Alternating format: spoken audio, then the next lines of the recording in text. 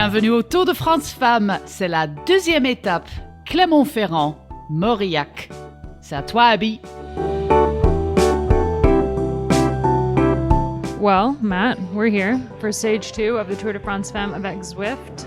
How you doing? I'm doing great. And we've been joined by another member today, fresh off the men's race. Hello, I'm Kate Wagner. Do you want to set the scene? Do you want to do the vibes check? Yeah, I'm happy to do a vibe check. We're in a lovely little hotel restaurant in the town of Mauriac, where the stage finished today. We're about 500 metres from the finish, close to the press centre. Everything's in close proximity, which is really nice for us. Not a whole lot of faffing about after the stage. We've just ordered some drinks, some dinner, and looking forward to relaxing after a big day of travel and writing about bike racing. Yeah. Ewers isn't here, so I can't brag that I was right about the rain today. Yeah, that's true. But there's a very nice draft coming in from the door after yesterday was pretty hot. I think a lot of riders were maybe happy to have a little bit of a cooler stage today, but it did impact the race a bit, and we'll get to that. The stage was won by Liana Lippert. A really great ride from her, with Lotto Kopecky coming in second, holding on to that yellow jersey, and Sylvia Persico third. It was a really great fight for the stage, but the whole day, I think one of the most interesting things going into the stage was that a lot of people said it was going to be like kind of the second Queen stage, that it was going to be one of the harder stages of the race. And you'll hear in a bit from Veronica. Ewers said that it wasn't actually as hard as I think some people anticipated it to be. There was a break of 2 that went earlier in the stage, but got brought back before most of the climbs, and then an interesting QOM fight. But it wasn't like a completely insane day like I thought it would be. Yeah, walking around the start today, you could see that almost all of the teams had trainers or rollers set up for their riders to warm up before the start of the day, because there was a 30-kilometre. The first 30 Ks of the stage was basically all uphill with no QOM points at the top, just to rub salt into the wound. But yeah, I think that start plus the 6 climbs out on course, plus a decently long day as well. It was expected to be hard. And yeah, maybe it wasn't quite as hard as we expected, but I think the rain probably played more of a role in the end. Yeah, it was not super wet in the beginning, but definitely when they got closer to the finish, the rain started falling, and it was not just that it was rainy. It hasn't rained in a while, so it made the roads really slick. And for the 3 riders out front, I think it played a bigger role for them. They had a decent gap going into the closing kilometers of the race, but they went into the town near the finish, and Yara Castellan almost went down. Cyclocross skills came in clutch. She saved it. But then there was a really bad crash by Eva Van Echt, and I was chatting with her DS, and it sounds like she's doing okay. The medical car got to her super quick. So that's good, and we'll update people more as we know more. Yeah, I believe she was conscious and she was taken to hospital, and the vibe from her teammate, her breakaway companion, Niska Koska, was that she was okay. That it seemed like it could have been a lot worse than it ended up being. So that's good, and hopefully she makes a full recovery from here. Yeah, and then Costa was the last one out there, last one standing, and was eventually reeled in by a group that was going super fast on that final climb, led by surprise Marlon Ruser.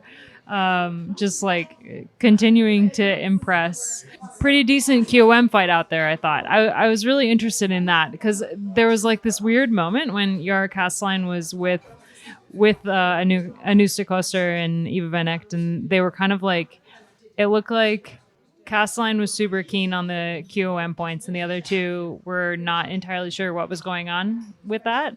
And at the end of the day, Yara ended up in the QOM jersey. And for her, like, the tour is the tour. It doesn't matter what jersey you're in or when during the week you're in it. You wore a jersey at the Tour de France, so it's a huge deal. So I don't know. I found it fascinating, but I also liked the little game within a game that happened.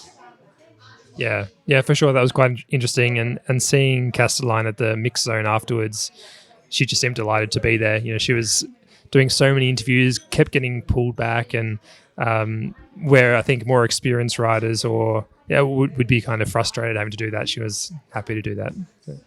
I talked to Marlon Reusser after the stage, and she said that she kind of expected it to be a sprint at the beginning and didn't buy into the hype that it was going to be a big GC day. And she said that they didn't have really a plan A except for to get Demi to the end safe.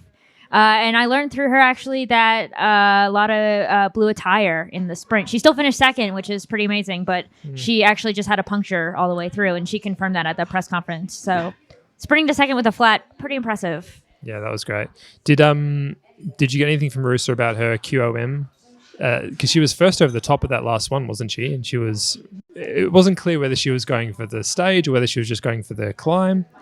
She said something she just wanted to set up her team, I think. Yeah, setting the pace into that, because it was like 3.7K that climb, so 3-2-1 points on the line. But obviously the finish came a K later, which would have been what they were riding for. I was interested to see Demi riding for Kopecky because, like yesterday, it sounded a lot like Kopecky was happy to have taken the first stage and happy to be in yellow, but the attention was going to switch to Demi today, given that it was potentially a really hard stage. Yeah. But yeah, Demi really let it out for Kopecky in the end. I guess they must have made that calculation once everybody got over that final climb together and there was a bunch, then you reassess, don't you? And you go for Kopecky. She's the fastest finisher there. And good on her. It's always cool to see a GC leader riding for their teammates like that. And we saw Vollering do that yesterday as well, a little bit on the climb, took over from Reusser once she was done. So to see her lead out the sprint, I always like seeing that. Yeah, definitely. And I loved seeing the win from Lippert because she worked so hard all Giro long to win Annemiek the pink jersey and got a little bit of opportunity herself, but wasn't really able to take a stage win there. So it was awesome to see her take this stage today. She's such a cool rider. I really admire her and I've enjoyed watching her. And I was there a few years ago in Geelong when she won Cadel Evans Great Ocean Road Race in similar conditions. It was very wet there at the finish. And yeah, she's just a really plucky rider and I admire her attitude. And as you say, she was really good at the Giro. She had a couple of podium finishes there. She's been great all season with a whole bunch of top tens, particularly in the classics, which are a big focus for her. So to see her get this really big breakthrough win is a great result for her. Yeah, she was second in Liège, and this was a very Liège stage, I would say. So kind of makes sense in retrospect. And also she was great at her press conference. She said they asked her about Annemiek van Vleuten and like whether working with her gives her any gives her more confidence. And she was like, yes, of course. And then they asked her what her goals are. She goes, I want to win the classics. Yeah. And it's like, yeah, all of the classics. Yeah. Why not? Yeah, the Ardennes Classics in particular have been a real focus for her, and they really suit her with those short, punchy climbs. And as we saw, she's really good on those uphill finishes as well, like she was today. So, yeah, one really good point that Annemiek made as well was that with a win like this, when you do get a big breakthrough win, often it paves the way for more success later. And she really hopes that this gives Lippert the confidence to go on to believe in herself on finishes like that and to take more opportunities and to keep winning. I think that'd be a great thing because Lippert's a very exciting rider to watch. Yeah, it's also a great thing like for the rest of the race because now like Kopecky took the first stage, she's going to focus on Demi later. Same thing with Lippert and Van Vleuten. Now that Lippert has a stage of the race, it's full gas for Annemiek from here on out. Yep, and I'm just glad it wasn't an SD Works win today as well. Still got second, but yeah. It was close. Yeah, and I liked, Kate, you mentioned it before, that Kopecky, had that flat tire. I really appreciated in Kopecky's press conference that she acknowledged that she did have the flat, but she wasn't saying, I would have won the stage. She made a real point of saying that Lippert did a great ride and that she did an awesome sprint, and I think that's a real credit to her, and she could easily have not made that point, but I think that speaks volumes about her. I want to really quick throw to Ashleigh and Pasio and her audio diary from the day. She ended up 4th. So another solid performance from her. And definitely she's showing the form going into the stages that she's targeting later in the week. So let's hear really quick from Ash. Hey, Abby. My voice notes. So today was another super smooth day for me. My teammates did an incredible job of looking after me, helping me with bottles, food, keeping me in good position. I felt like I had a very smooth first part of the race, saving as much energy as possible. And then when we hit the final circuit, of course, things got a little bit faster, and we also had the rain. So it became a bit hectic. But once again, Julia, our youngster, is just super strong today, really positioning me in front. Romy also did a great job of being my bodyguard, and she dropped me off in perfect position before the final descent with the rain. We knew it would be super technical, so it was important to be well positioned and in the front. And yeah, that's exactly where I was, and I was able to follow Lippitt and Chabby and get a bit of a gap, which put me in an advantage starting the climb. And when Pasio joined us, we were trying to drive the pace and obviously stay away. But finally, SD Works joined with 3 riders, Marlon, Rusa, Demi, and Lotte Kopecky. And so when that happened, of course, it kind of, I decided personally that it wasn't worth investing too much to attack to get away, because Marlon would always be able to control it and bring it back. And so I decided to wait for the sprint. And Jolene gave perfect instructions, but unfortunately I wasn't able to execute exactly to her instructions. I was positioned further back than what I should have been going into that final corner, and a bit of a gap opened. I relied on Sile, or used Sile, to close the gap, and then obviously tried to sprint, but 4th was the best I could do today. Happy with the form, happy with the legs, moving up step by step, and tomorrow's another hard day. Just to add, also was pretty cool being in the green jersey today. Was a bit of a surprise, not exactly what I expected, but everyone said I look good in green, so wearing it again tomorrow, means the explosivity is also here, which is what's important for this tour. So very happy with how things are going so far.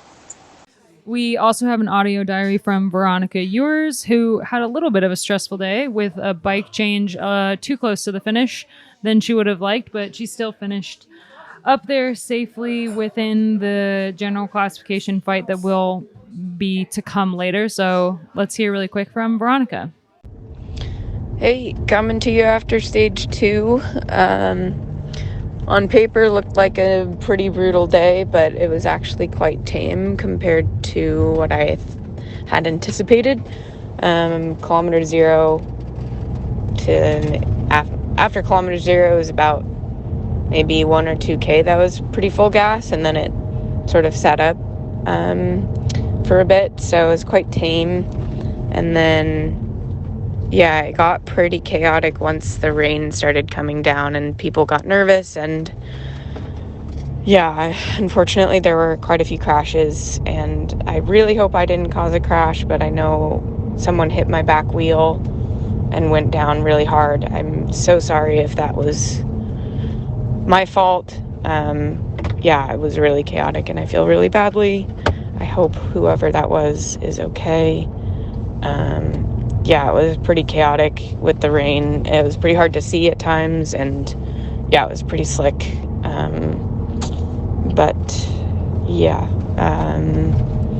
Finish was pretty tough. It was a really fast descent into a swooping left-hander to go up the last main climb, which was pretty full gas with a lot of attacks. And then, fast turn into the long drag finish. Pretty exciting for Liana to have won after being so close so many times. So super congrats to her. On to stage 3 tomorrow. As far as the general classification, I think today ended up being not really that big of a day for it. There was a couple riders that showed like a little bit of cracks when it comes to pace as high as was set on this climb by SD Works. Mavi Garcia slipped off the back a little bit, but she was able to get back on the section in between the final QOM and the finish.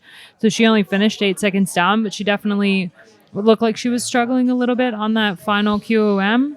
And Rihanna Marcus as well looked a little bit like she was struggling on that QOM. So a couple of the stronger climbers in the race and riders who will feature later on in the week are already looking like they're having a little bit of a hard time. Elisa Longoborghini possibly as well. I mean, she looked strong in the finale and she was up there, but we know she has a better kick than that. So I was surprised to see her finish all the way in 11th on the day. Yeah. And the other interesting thing for me with GC is that Kopecky still leads the race by nearly a minute. So we talked yesterday, and I wrote yesterday that if things go well for her, she could well lead to the Tourmalet stage. And I think having got through today, which, as we talked about, was supposed to be this really hard day, I think that, to me, is looking more and more likely that she will lead all the way through to stage 7. I mean, obviously we don't know, but it's possible. We didn't talk about it yesterday on the podcast, but I think I did that on purpose because I wanted to see if she could hold it today. And in hindsight, I mean, I did pick her for the win today, in the preview pod, and I wrote it on my sticky notes that have my outfit of the day. Sticky notes, I wrote Monday Kopecky Day instead of the stage. So I knew she was going to be going fine today, but it comes as no surprise. But I think the more people talked about how hard the stage was going to be, the more I thought, I don't know, if it's going to be a GC day, they're going to be focusing on Demi, even if it's a day for Kopecky. Yeah. And if anything were to go wrong with Demi, Kopecky's going to have to burn those matches. Yeah. But they had a super easy day in the bunch. Yeah, that's fair. So do you think she will lead to the Tourmalet? Yeah, I think so. I don't think. Yeah. I think the one day that's kind of standing in between her and wearing yellow on the Tourmalet is stage 4 because it's quite long and it's quite hard. We talked in the preview about how hard the back end of that stage is, but I think she's just flying right now. I couldn't see anyone being able to take that off of her unless there's a trademark Annemiek van Vleuten long range attack on stage 4. Yeah. But she'll definitely keep it tomorrow. Tomorrow looks like a sprinty type day, which we'll get to in a second. There's a couple other audio diaries I would like to throw to before we talk about tomorrow. We got a little bit from Jess Allen, who spent the day in the gruppetto with Voss and Weebs, as she calls her. That's great. We also hear from Audrey Cordon-Ragot, who finished just under a minute down today. So let's hear from Jess and Audrey. Yeah. Hey, mate. How's it going? Thoughts on today. We just got to our hotel. Couple hour post-race travel. And, personally, I was very nervous about this stage because basically the first 30K was uphill. And if you're not in a good group, it's going to be a long day, as it was 150 odd K. It was dropped after 3K with 40 others. So that was actually good because I had a good crew, Mariana Voss was there, Weebs, Charlotte Cool, so and Weebus, however you say her name. So that was good. And then we got back on anyway, after a while, so that was all right. And then kicked off again, 50K to go, and it was really solid actually. Bit of rain just to throw a bit of spice into it, which also made the roads really slippery because I feel like it hasn't rained in probably a month. So whenever there's a first rain, it's always pretty sketchy. So hopefully everyone that crashes all right. And for us, we had Anna and Alex up there doing a good job, and Amber supporting them, and the rest of the girls did a really good job just keeping everyone safe. And but it was a tough day, and I'm sure tomorrow is also going to be another hard one. Thanks.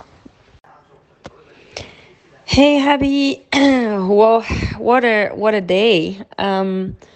I was expecting something a bit more crazy at the beginning, even if, from the gun, some teams tried already.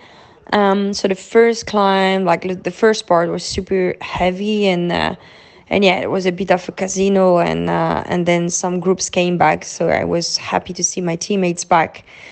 And they could help me then afterwards, and it was good to have support from the team today. And we were expecting something much harder, but the headwind was playing a big role. I think was a bit of suicide mission to try anything today, because maybe the last breakaway could have gone to the end, but it was more because the rain came. And then, of course, the peloton was slowing down much more than if it was sunny. Well, so difficult to predict. But in the end, the rain was really playing a big role at the end, and then I mean, I felt good. I was a little bit too far at the bottom of the last climb, and ending up less than a minute behind the first ones. So good legs, good moral, and I think tomorrow we can try again. I hope the weather would be better and the wind will be in the right direction for us to try something and to go to the end of the stage. That's my biggest wish. And that's it. All right. One other person to talk about today, because she was active yesterday, she was more active today, is Kasia Niewiadoma, because she attacked multiple times, not only on the final QOM, but also earlier in the stage leading up to that point. Like when there was a hill, she was attacking or Shabby was attacking. So looks like Canyon SRAM just sticking with the same old plan, hoping that it'll work out for them. Yeah. Look, it hasn't been working all that great, but it's cool. I like seeing it. I like Kasia's her intent. I like seeing her on the attack. She could maybe time things a little better, but I don't know. I think I just like the intent from her. And she said after the finish that she felt like the climbs didn't really suit her to be attacking at the end. She found that when she was attacking there, that they just weren't steep enough for her, that they were shallow enough that riders like Rusa could just pull her back in without even getting out of the saddle. She needed something steeper to get away. So I think we're going to see her keep on trying throughout the race. And I hope she makes one of the attacks stick at some point. But it's kind of hard to see it happening, honestly. Like there's so many good riders there that are just able to ride her back. And I just wonder what else she can do. You know, what other weapons has she got? You know, I mean, she's a fan favorite for a reason because she's so fun to watch. And when she does eventually get that win, it's gonna be so good. Man, you're gonna be able to hear the screaming from around the world because people are gonna be so excited. It'll be like Amstel Gold 2019 all over again. Yeah, it's like I watch her win and I don't want. I watch her race and I want her to time them better, but I also never want her to change. Yeah, for sure. It's very endearing, I think, her attacks. And like, even though they're a lot of the time futile, it's kind of like, she's go animating. Yeah, exactly. You go, girl, kind of thing. You know, animating the race, all that kind of thing. She definitely animates the race. I mean, I think like if there's anything you can say about Canyon SRAM, they did animate the race today. They had a lot of riders on the attack today. Yeah. So it was clear that after yesterday, like they wanted to be proactive today, and I want to see that. I want to see that from more teams. I feel like today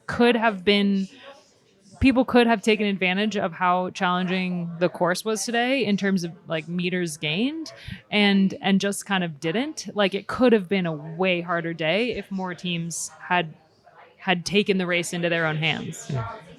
I mean, I think we saw some pretty strong examples of that though with Phoenix, with X. There were a couple of attacks like late in the game that that definitely separated things. Jumbo-Visma, Charlie Cool did an attack. I mean, I think it's almost like there's almost a certain shyness to it. You know, people like are afraid to take their opportunity when you have like these dominant teams that just kind of shadow everything. It's like a tree grows in the forest and you have to cut it down for all the saplings to live. Yeah, actually, another interesting rider after yesterday was Juliette Labousse. She really tried to do something today. After we learned that she struggled a lot in the heat yesterday. So that was why she had such a rough day yesterday, which is a brutal way to start the race. When you've got GC ambitions and you've ridden so well in the lead up, for it to all fall apart on stage one, not great. But she was out there. She was out there on stage two. Yeah, and I think we'll definitely see more of her later in the week, and hopefully she's great on the Tourmalet, because I think that would be awesome for her, for France, for the race. I mean, she rode into her form at the Giro, so maybe she'll ride into it. Yeah. Ride out of the heat stroke and into the GC competition. It's interesting how it was so hot yesterday and we had riders with heat stroke and, ice fests everywhere. And then today, it was pretty cold. It was ice rink and pretty cold at times. I spoke to Hannah Ludwig at the finish after her long effort in the breakaway, and she said it was freezing out there. And also speaking to Anuska Costa at the finish, she was just shaking talking to doing the interviews. Like it was very different conditions 2 days apart.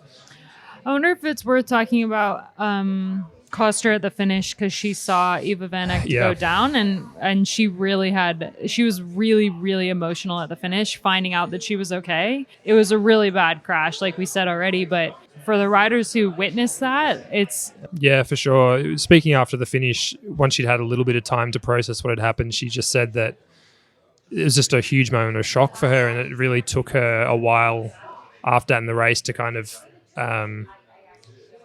to focus again and to remember that she was still in with a chance in the stage and still had a race to finish, because, you see that happen and it was a horrible looking crash, and, they're obviously compatriots, both Dutch riders, and, very glad to see that Van Aert is okay. Dinner's just arriving. Let's talk about tomorrow's stage, but before we get to that, I just want to hear really quickly from Ella Wyllie of Lifeplus Wahoo. Stage 2, day 2.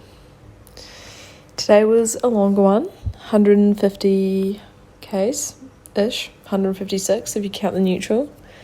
I think you can count the neutral today because it was uphill and pretty go from the start, to be fair. But before the stage. So, my parents had planned a trip. Can't remember when they told me, maybe almost 2 months ago. And so I knew they were coming to watch the tour, and they were like wanting to know what time to be there this morning, and they actually arrived before I did. But they literally landed in Paris yesterday, watched the men's Tour de France finish, and then drove partway through the night to partway and then the rest of the way this morning. And so I sent them my live location. They came to the camper when we arrived, and yes, I shed a few tears because I haven't seen them since February, so a pretty long time. Pretty special seeing them there. I have been craving a mum hug for so long. Nothing's better than a mum hug. Anyway, my dad goes, and I have a brother. I have 2 brothers and 1 sister. Anyway, and I like a good pre-race chat with my older brother Aaron, because he also used to race, and so it was pretty normal for my dad to be like, Aaron wanted us to call with you when we see you and stuff, so here's Aaron on the phone now. And I was like, oh, hi, how's it going? Getting ready for the stage, getting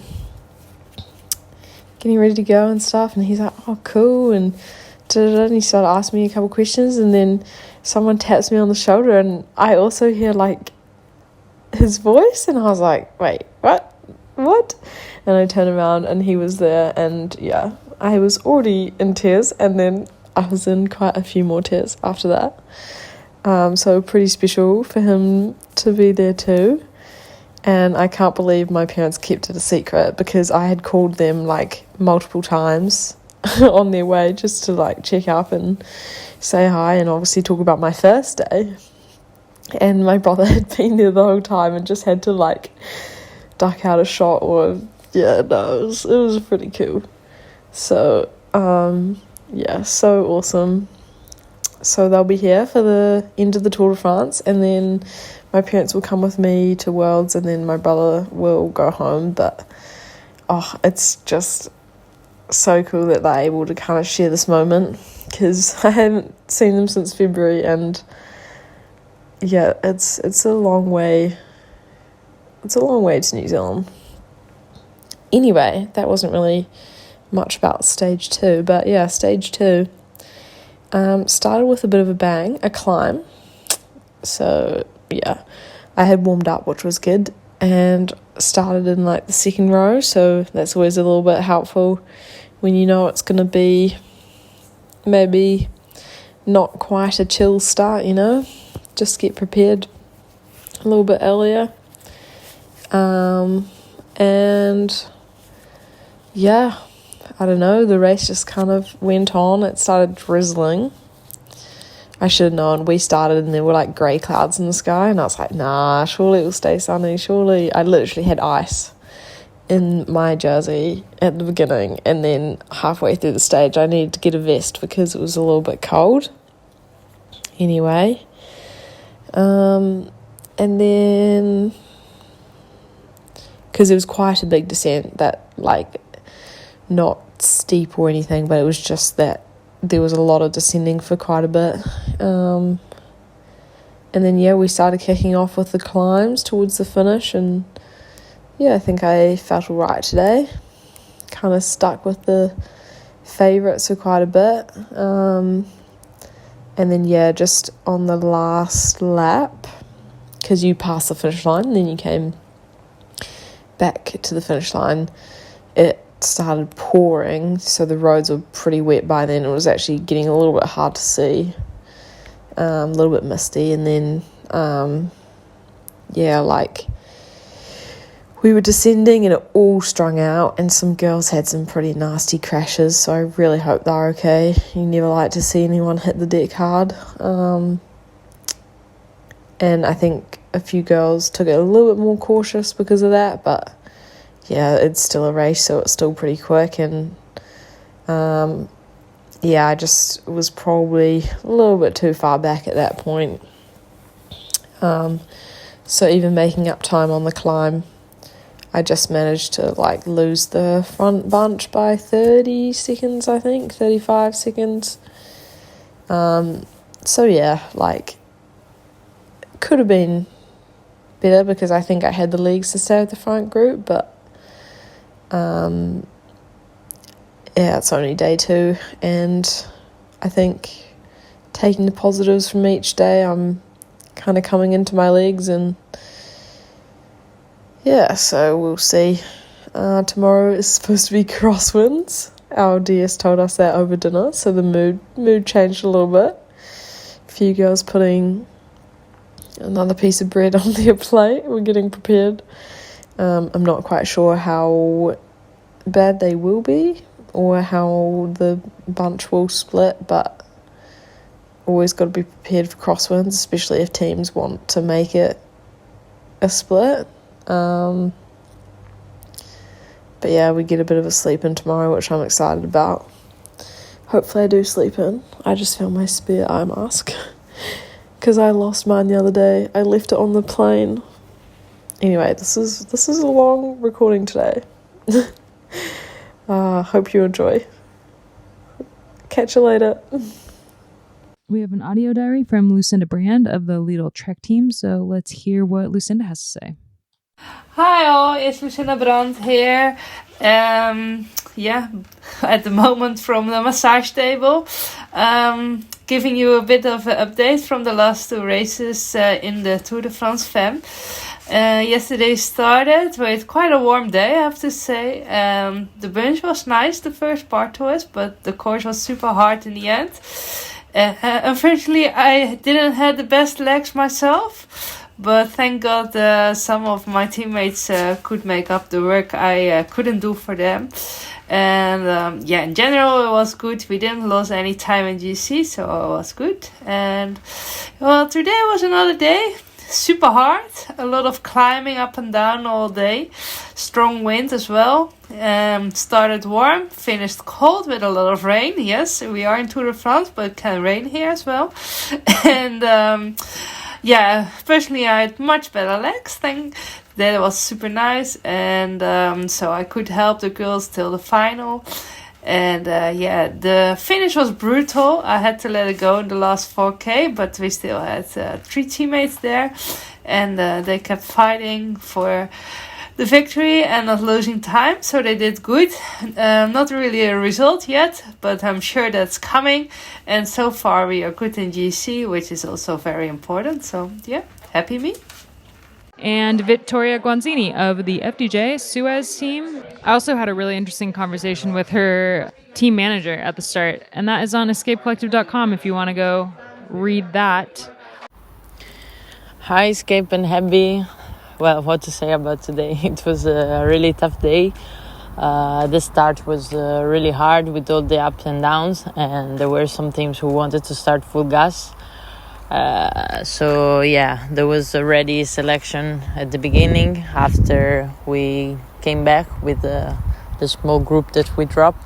But yeah, I didn't have good feelings, so after I dropped again and I had to do basically the whole stage by myself. I'm happy I could make it into the time cut, but for sure I was hoping for better legs. We will see in the next day how it will go. And yeah, it was really hard also because of the weather. When it started raining, yeah, it was also not very, but yeah, a bit cold, not the condition that we're used to in the summer. And yeah, it was even more challenging. And as we were going always in the same direction, we always had wind, so it was even more challenging again. But yeah, I'm just happy I could make it to the finish line. As I said yesterday, Tour de France is a special race. There were a lot of fans, even with these bad conditions, with the umbrellas cheering on the road. Even for me, that I was really dropped, and I was so far behind the bunch. So yeah, they really have a lot of passion, and it's good to repay their passion with our job on the pedals. I was really relieved when I finished the race. When I arrived at the bus, I saw the girls, and there was also my mom. I really needed to see her to have to feel a bit better after a very hard day on the saddle, and hopefully feeling better tomorrow, but we will see, and it's a new day. All right, we're going to dive into stage 3, but before we get to that, Jose's segment for tomorrow's stage in today's podcast is about the caves in Montignac-Lescaut, which is the finishing town of tomorrow's race. So let's hear from Jose.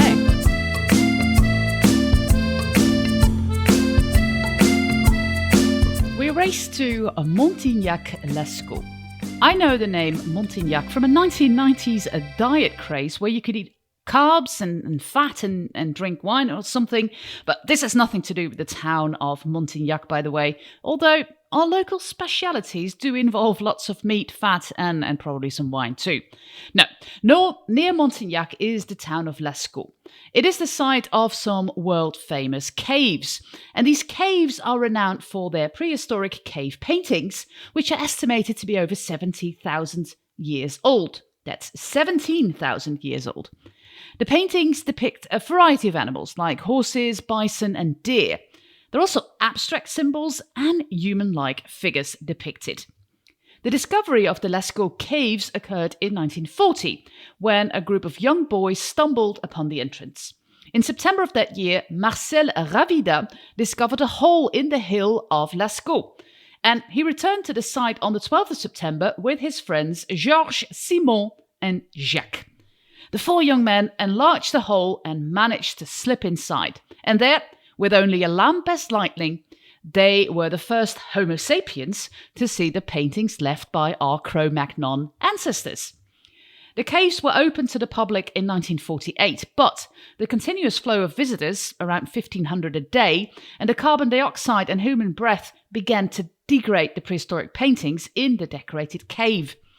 To allow continued access to the art, an exact replica of the caves, known as Lescaut II, was created nearby and opened to visitors in 1983. It faithfully reproduces the paintings' intricate details of the cave interior. Lescaut II offers visitors an opportunity to experience and appreciate the ancient artwork while preserving the original cave. There's now also a Lescaut IV. Honestly, I don't know what happened with number 3, but Lescaut IV is known as the International Centre for Cave Art, and that offers an even more immersive experience. It was inaugurated in December of 2016. It incorporates advanced technology to replicate the caves in a highly realistic manner, including 3D reproductions and interactive exhibits that provide a deeper understanding of the art and the lives of the prehistoric people who created it. The paintings at Lascaux are considered some of the finest examples of Paleolithic art, providing valuable insight into the life and beliefs of our ancient ancestors. The artists used a variety of techniques, such as applying pigments with brushes, spraying through a tube, and blowing pigment onto the walls. The attention to detail and the sophisticated use of colour and shading indicate the artistic skills of these early humans.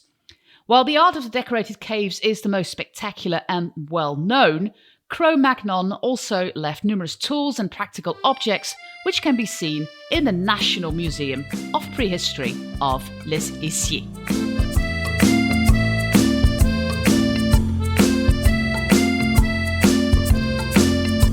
Tomorrow's stage, starting in Collonges-la-Rouge and ending in Montignac-les-Sceaux,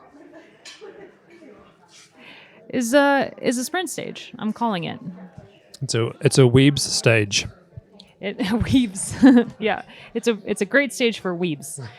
It's got 4 climbs in it. It's got 5 climbs in it, a category 3 and 4 category 4s. So it's not flat per se, but it's definitely got a little bit of roller. The last 30 kilometers is pretty flat. There's some uncategorized bits in there, but nothing that would scare her based on the way that she climbed in stage 1.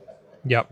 This looks very much like a small breakaway gets up the road on the climbs early to get points in the QM classification. SD works, namely Marlon Russo goes to the front, reels them back in, Weebus wins a sprint.